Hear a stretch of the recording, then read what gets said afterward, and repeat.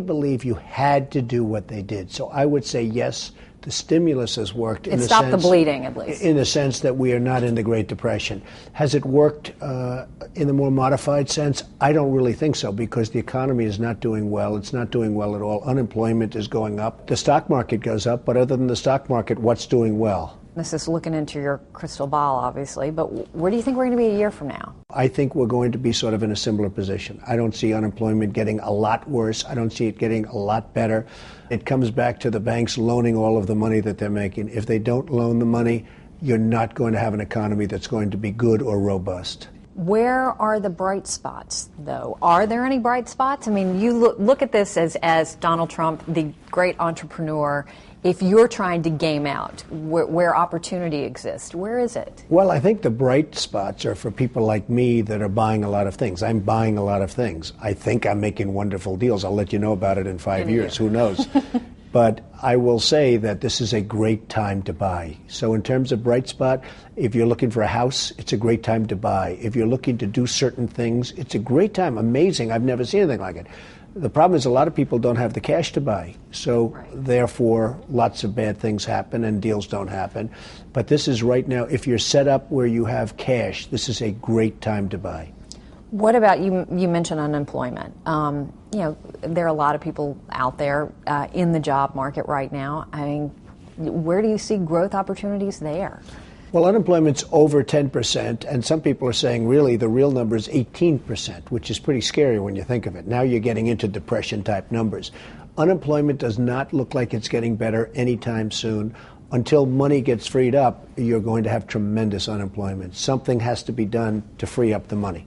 So what can you do? I mean, if you were in the president's shoes right now, and you didn't have to worry about Congress, and you could say, designate or require the banks to do the A, B, or C. I mean, is there an easy fix here? Well, you have to give the banks incentive to lend. Now, then you get into a very complex situation. Are they lending on good projects? Because we've been there where they lent on lots of bad things. Right. But you have to give the banks incentive to lend. And, over the years, I've watched bankers get huge commissions on deals that were just done. They should get the commissions 5 years later on deals that were just done and worked, as opposed to that didn't work. I mean, they were making deals that they probably even thought were bad deals just to pick up a commission. And half of them picked up these huge commissions and then left and went to another bank. So you have to create incentives for the banks and the lending institutions to do what their name is, to lend.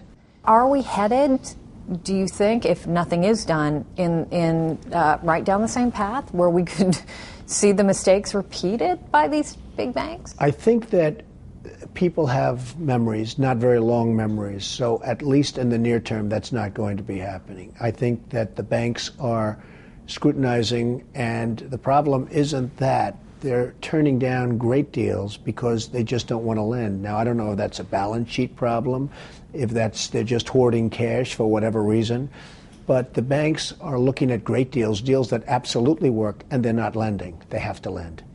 Where do you come down on the bonuses? A huge source of outrage for so many people right now. It is such a tricky problem. Explain why.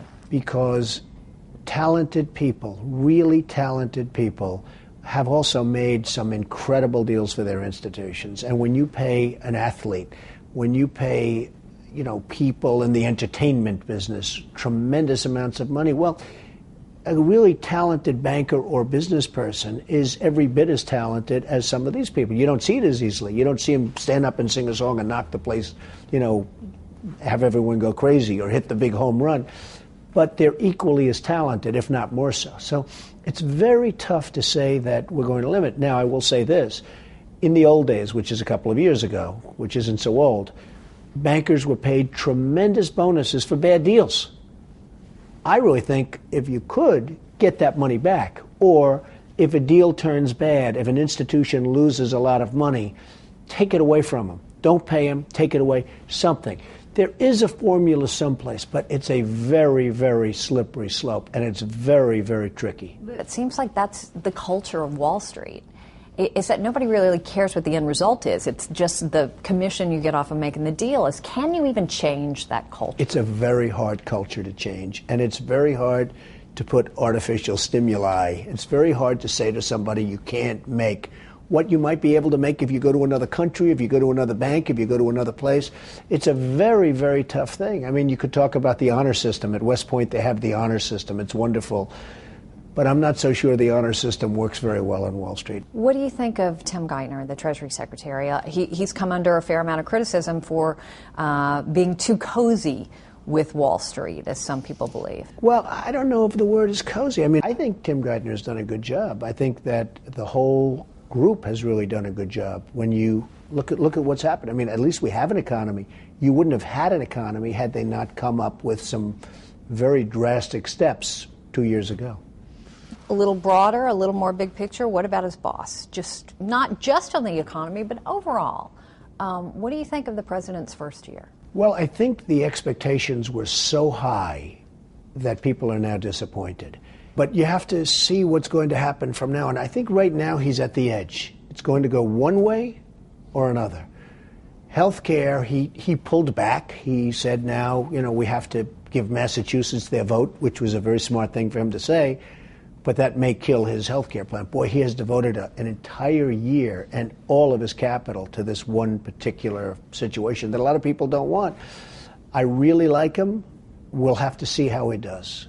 On a personal basis, I like him. I think that it's going to be right now he's at that tipping point. It's going to go one way or the other. It's going to be very interesting to see what happens.